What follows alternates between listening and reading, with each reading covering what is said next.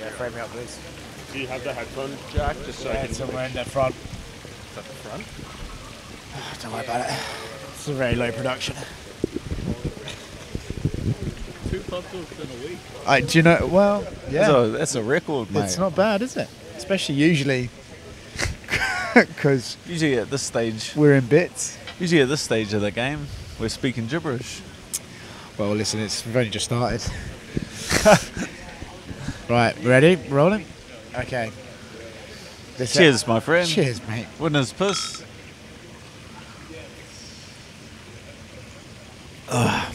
Well done. They said it couldn't happen. They said he was gone. They said he couldn't do it. They said he couldn't do it, and then he only They came. counted him out. He came. Do you know what I was pretty impressed with was, it turns out if you're not training in your garage, you actually can learn to wrestle quite well. Check that out. Isn't that wild? You know what I mean? When you're not smashing into your washing machine, I actually can wrestle. There we go. Right, let's talk about the fight. First of all, congratulations. Thank you, Obviously, sir. Very happy for you. When he came out and he started swinging big left and right hooks from the beginning, was any part of you like, oh, maybe he did have a surprise? No. Nah, like yeah. He's just very good at maintaining distance, like managing distance, staying out of range. Like it's very hard to time anything on him. So of course I had to just bait him. Yeah. So I baited him with my face. The Dan Hooker method of school. Hey, Bubba, you gotta give him something you can't refuse. Can we show the people the face? No, Okay. We posted a picture of it last night. we did, but it's even worse this morning. Okay, fair enough. I'll live with shades on. Yeah. I don't want to scare my daughter. Oh yeah, fair play. That was so. The entrance music, was that for Zoe? God, no. Oh, that was just you? You didn't hear when it kicked in? I did when it kicked in. It's like a funny story behind that. Go Always on. like all of the guys rapping in that thing, they're all facing life sentences Hilarious. because they're talking about killing and stuff, but they actually did it. Oh. Look into it. Right, back to Gamrot. So, first round, he cut you, I think twice, 2 places, but you Just dropped. scar tissue, bro. Like Yeah. just barely like yeah, I felt him touching her. They were just like grazing off me, and then I saw the blood, and I was just like, oh well, Yeah. it's one of these days, boys. Yeah. Strap the boots on. Yeah. When you dropped him at the end of the first round, but he's a weird guy. When he goes for a shot, he like drops so fast to go for your leg, like the bottom of your legs. That it's almost like you can't tell if you've dropped him or not. Did you feel like you dropped him at the end of the first? Yeah, I definitely touched him with the left hook, and then after that, he just didn't want a bar of it. He stayed right away from like getting in those exchanges, because if I get the last laugh with my left hook, No. we'll send him packing. And then for the takedowns, it felt like once you started establishing that you could grab a gilly, Yeah, although I threatened him with the first one, and like that was pretty tight. He was good at defending it, like he's obviously prepared for that. But then after that, I could kind of nullify his takedown attempts by threatening the guillotine. Yeah. You weren't nervous. It's been a long night. Still going. I had a couple of hours sleep this time. Nice. Do you Yeah, remember me too. I had a full 8. 8, yeah. Do you Full remember 8 the time? Well, hours. do you remember? It's actually hilarious now. Like now when we do these, I sort of, my career's a bit more established. I'm a bit more nervous about what we say and what we should put out. There was a time I just didn't go to bed and we filmed one of these. Yeah. Remember that one? Your friend was sleeping under the table. Yeah, that was the one. Yeah. And then we went and played golf. It's a long day. Yeah, we've come a long way, Dan. So then you beat Gamrot. You knew you'd won when you went to the judges? What's that? You knew you had won? Or were you a bit nervous? Oh, it's just up in the air. Like it's just one of those fights. It's a close fight, but you get your hand raised, There's no argument about it now. You can sit down and I haven't even watched the fight, mate. I have to go back and watch the fight. Do it later if you want. We could. I've got my laptop. We'll watch it. We'll watch it. It's a good We'll fight. watch it.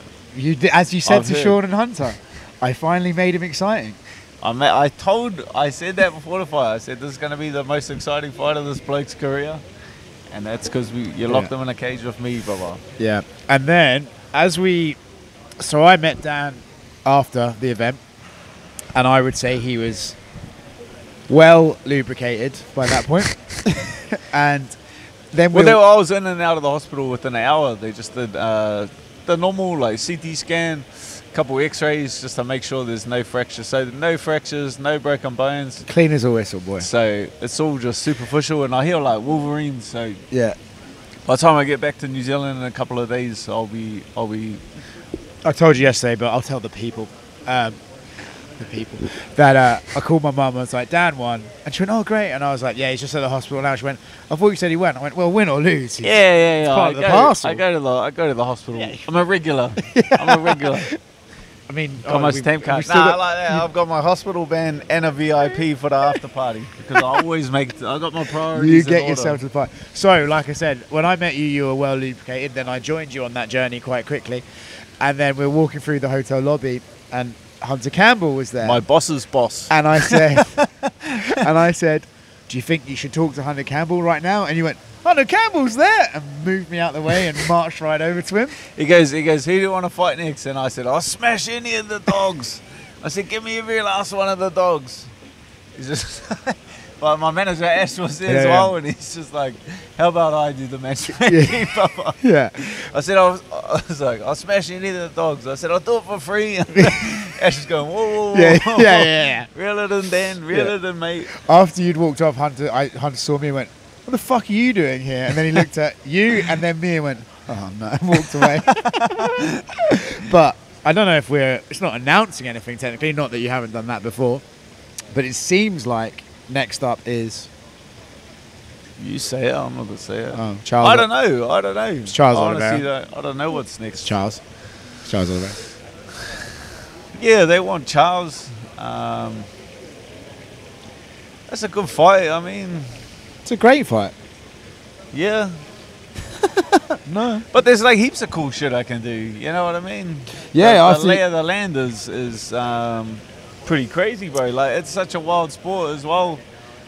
We'll see how it plays out. Like, I'm not...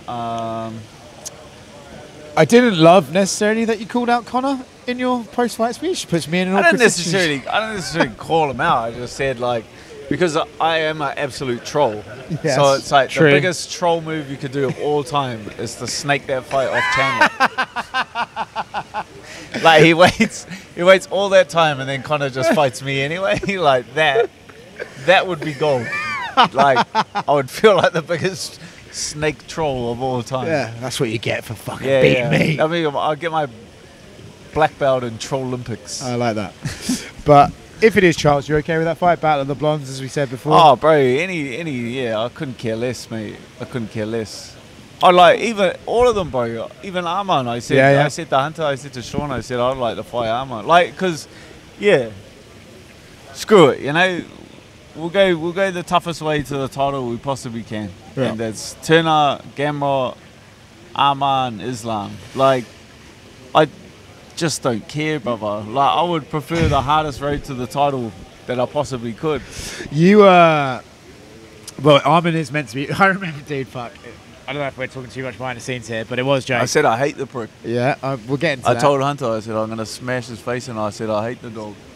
But it was funny. So Dan's manager comes up to us and goes, Dan, it's Charles. All right, it's locked in. And you just went, Arman. He went, no, Charles. He went, Arman. And he went, he's fighting for the title. And you went, Arman interim title. I was just like, fuck, this is how you negotiate with Dan. But you and Arman do have beef. Or he had beef. He's just a prick. He's just been talking shit for years, bro. I remember this as a fight we were talking about like 4 or 5 years ago. Yeah, he's just a prick. All right. It's not. We can't expand on that, you know what I mean? Yeah. It's like the duality of fighting is that, like, there's no one more I hate in the world than these other guys in the division, but there's like no one else I respect more in the world than the other guys in these. There's no one more similar to me, but it's like we're all vying for the same thing. So it's like the duality. As someone who covers all these fighters, you have a certain uniqueness to you, I'll be honest. They're not all that similar to you, really. You got shit all over your chin. Beard catches everything. We're gonna do with you, messy pup. Well, fuck, man. Like, when would you like to turn around? Do you want to get one more in this year, or are you okay with waiting next year? I'd like to get one more in this year. I've got another baby on the way. Congrats. Due in February, so I'd like to knock one out. Actually, yeah. Well, that's a concern, right? We'll be cutting them fine. February's There's another card in. Can I say that? There's doing a card in Sydney in February. Yeah. But it's like a couple of days before my wife's due, so it's like you're cutting her, but fine there, champ. Well, yeah, the stress on her and all. Yeah. I'm not gonna stress the missus out like that. No, she deals with enough of that. She already. deals with enough, bro. She's married to me, for fuck's sakes. Yeah. So yeah, if I could knock another one out this year, that'll be incredible, and then fight for the title next year, I guess. I was saying to these guys off camera, like, man, if you tried to tell people 1 year ago Dan Hooker's fighting for a fucking title in the next 15 months, I don't think anyone would have believed you. Yeah, but bro, like I was on a good streak. It was COVID, brother. Like, Yeah. I actually couldn't. I was training in my garage. Like, I actually could not train. I was going out of my way to take the piss out of the authorities. Like, just stood my ground. Like, regardless, I knew I couldn't train. It was 99% of international athletes just chose not to fight, and I just went out of my way. I went out of my way. Like, then people have no idea like what I went through for those training camps. It's like I actually was training in my garage, running around the block. I have the. I looked up the interview. Remember, I think it was maybe one of the first ones we did. Drunk Uno, which became a theme of our relationship, and then dynamic, maybe not relationship, but and then the next day you accepted the Islam fight, and I had to come back over because you'd said you were never going to do that. I watched that interview back. In it, you go, "Oh yeah, I haven't wrestled for ages." Like, literally say that, and I think no one really believed you. Yeah. And then I think last night it shows. Mate, first of all, like the ability to stay on your feet when your leg is above your head. And Flexible, brother. You're very much so. It was Very impressive. flexible human. But yeah, like your defensive wrestling was on Yeah, point. man, I got like the best team in the world. But obviously, if you can't train with your coaches and surrounded by the best team in the world, then what are you? I'm nothing without my team. I'm nothing without my training partners and my coaches. But all of that going through COVID gave me like a fresh appreciation for my coaches and for my teammates and stuff like that. Yeah, I even feel like the game of fight was. I said it to my coach Tuss. I just said it's not bad. I said we got the hand raised. I said not bad for an off night. I feel like I had an off night. Timing wasn't really there, and I said that the fight's going to play out one or two ways. Is either I pick him off from distance and he can't cover that ground, or I get taken down, we scramble, and I just have to get up and pressure him, and kind of wear through him. And I feel like it was the second of the two options. It was more of a worst case scenario kind of fight. Yeah. What did you make it? Did you get to watch the Izzy fight?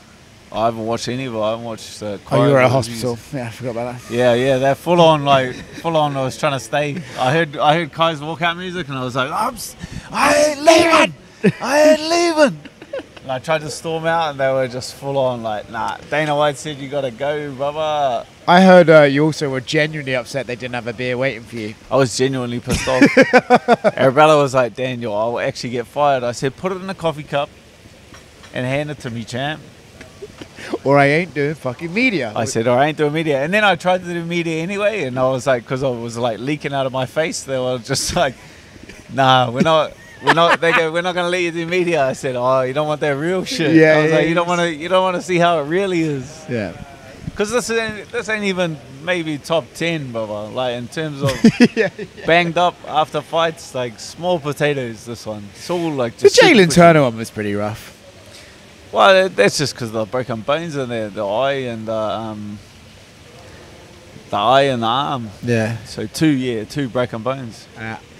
They so for Israel, I know you didn't see the fight. He did well. Like they both fought really well, and Driggs got the win. What do you think he does next? He said, ironically, I'm not fucking leaving after. He wants to carry on. Like, where do you think he's at? Bro, I've caught up with him after. Like, it is what it is. Like, you're fighting the best guys in the world. That's just how the game goes. Like, it's on the tip of a knife edge. Yeah. The way that these things play out. Dude, he's. I told him this before the fight, ironically, but like the way he handles a loss, like he keeps his spirits up, so everyone around him stays positive. Yeah, it's pretty cool. Like to see him. Yeah, I could have. Like I obviously didn't watch the fight. I went up to his room once I got back from the hospital. Yeah, we just had a bloody couple shots of whiskey and just kept the ball rolling. Yeah. He's in good spirits. He's positive. Yeah. And then I can't remember what else we did last night, or I do, and I just don't want to say it. A combination of the two. So we can't. You're gonna have to edit. Damn it! You're gonna have to edit that out. Oh, but I was like, "How is it?" He went, "Trippy," and I was like, "You look fine." No one can tell. Yeah, they were like, "You want some ketamine?" And I was like, "No." Yeah, me neither. In fact, this guy was like, this guy was like, oh yeah, sick. I was going to say more shots as well. My bond is enabling 2 alcoholics. Thank you. High functioning alcoholic. Yeah. Very high functioning. I'm not anymore. That's why I've taken the bare knuckle thing, was because I'm trying to be sober for a little stretch. Yeah. And I needed something to... I'm going to knock the drinking on the head for a bit, I think. You think so? Yeah. This is my last session today with you. I'm only saying... I reckon once I get back to Auckland, I'm going to knock the drinking on the head. Do you find as you're getting older, like... you actually, I don't know. I'm Irish, Scottish, and English, mate. My people have been processing alcohol for thousands of years. Listen, that's why we became friends. But no, I don't know if you feel the same. I actually know you don't feel the same. But like, it used to be, I'd wake up in the morning and have terrible anxiety.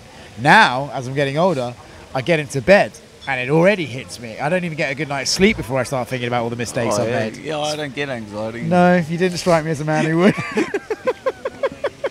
It's a tomorrow problem. Yeah. All right. Shout out Craig Jones, by the way, for the Coke lease. Oh, allegedly.